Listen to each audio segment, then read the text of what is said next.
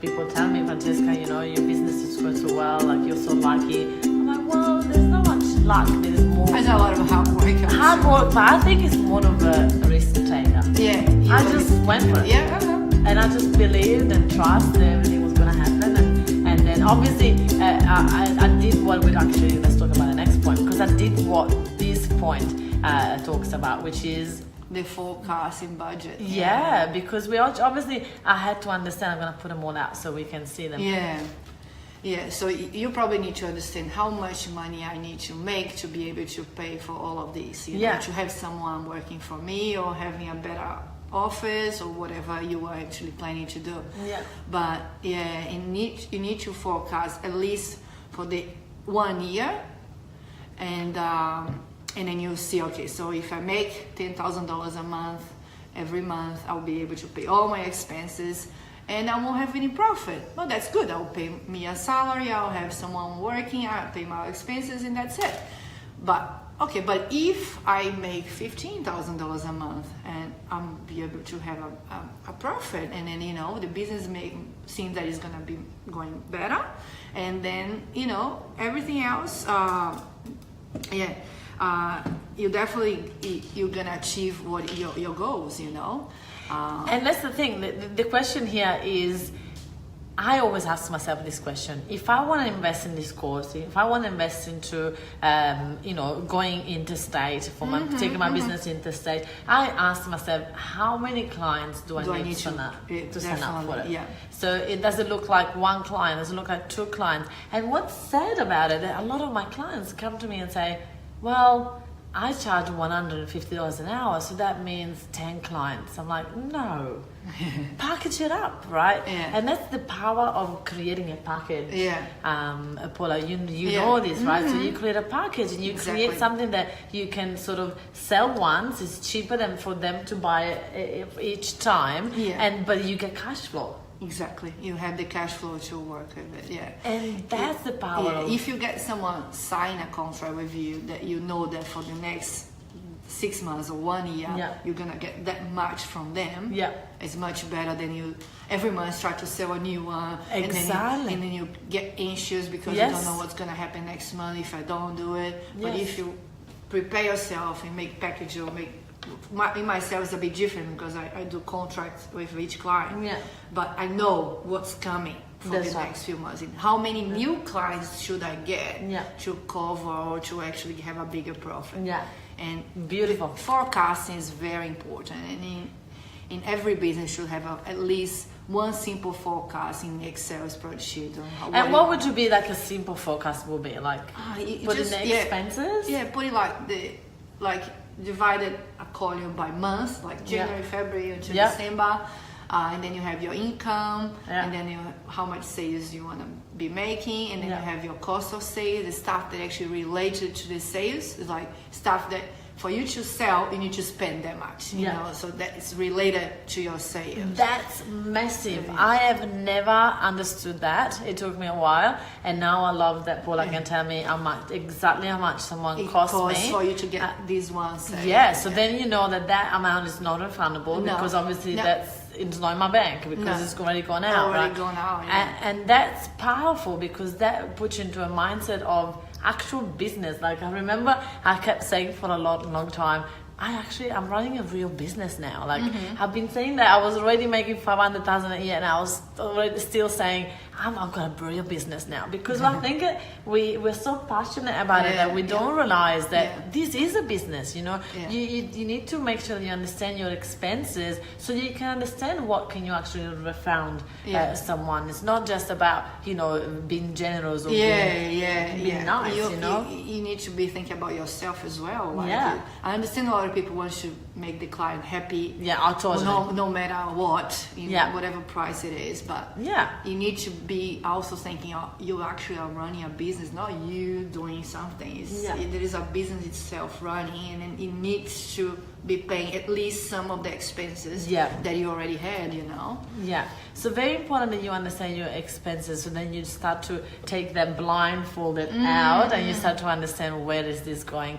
Absolutely. And then also the other thing that we do is sort of that we go backwards. So you go, all right, well, now that we know how much we're spending, then we know how much we should sell per year, and then how does it look like monthly, or how does that look like weekly? And that really get me excited. So I've got Paula and Fernanda part of the team. Like obviously Paula runs a business, and one of her team members is in my office. So I'll be able to go, come on Fernanda, we're reaching the goal. Like, so we as a team, everyone gets excited about yes, we're reaching the goal, or no, we're very far away from it, and so then you can just give a little push, you know, just a one more push so you can get into it, you know. Because that's when you start procrastinating as well. Some people, you know, like I already did some, you know, that's all right, you know. Okay, and then you procrastinate it because you start like I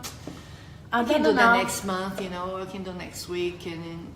But when you actually have this pressure on, you can see the numbers going up, and then you're like, oh, it's just one more, you know, to make it, they go, and then you just do it because you stop and do it. Because your business is you running. If you don't do it, no one else will. True. Yeah. And I find it fascinating how procrastination is a huge one.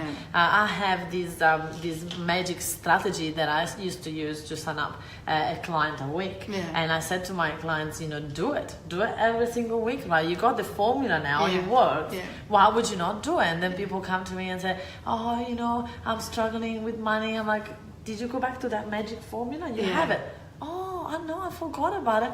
I'm like, that's right there, right? So if you have done something in the past to get clients and it worked, keep doing it. Do it again. You get no clients, you know. Keep doing it. I find it fascinating how we a lot of time as business owners we follow the next shiny object, and we forget that we already know how to do some of the stuff. We already done it in the past, so we need to just keep doing it. It's right there. So I love it. So the other thing that we were talking about, and a lot of people that follow that might not be paying taxes yet, but a lot of your clients do, and obviously we do, and taxes is something that when I started to be registered for GST, I started to freak out because I was like, now I've got to give all this money away. So, exactly, and that's the feeling. The feeling is giving money away, but actually Paula has a positive spin around there, which is very good. So let's talk about what we got in here first. About the saving tax, and then we'll go one more slide.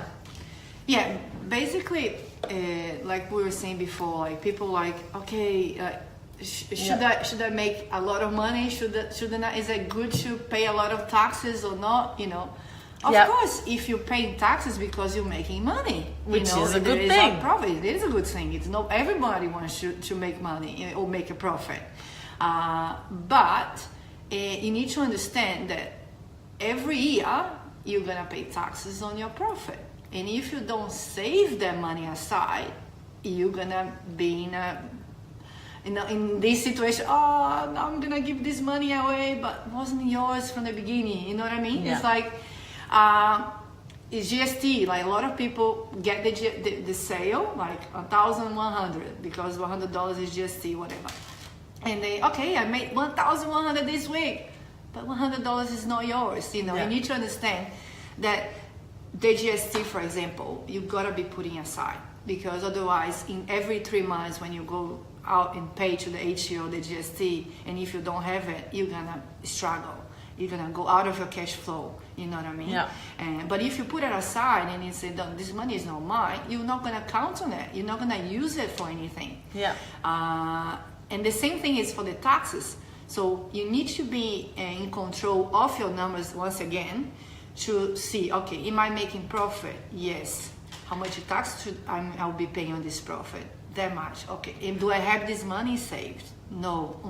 So you need to make this money to pay to the HO, because the HO is gonna be in the door. That's for sure. No matter what, Yeah. they're gonna be chasing you for this money. Yeah, and it's beautiful. What we do now is that we actually every single week we just put an amount, a constant amount away, of GST, and obviously we adjust it if we see that we're selling more than month. But there is a minimum amount, and that means that even now that we just paid all the GST for the last quarter, there is money still left. there's still money left. Yeah, there's always money left, because there is expenses that you can claim the GST. Yeah. So if you put all the GST aside, at the end of the quarter, you're not gonna pay the whole thing. You're gonna pay less. Yeah. And then you got this whole money left. Which is like, great. Oh, and it's a bonus, you know, like, oh yeah, I saved the money. And it feels so good because now you got the money there to go, okay, well, let's see how much more we can put and see, you know, It's and it becomes a little game. Yeah.